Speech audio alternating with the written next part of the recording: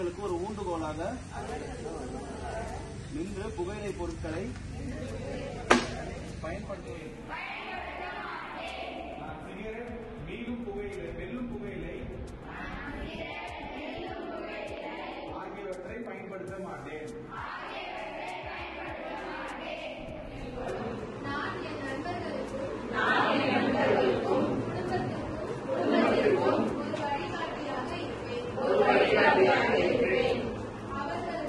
அவர்களுக்கு using tobacco products.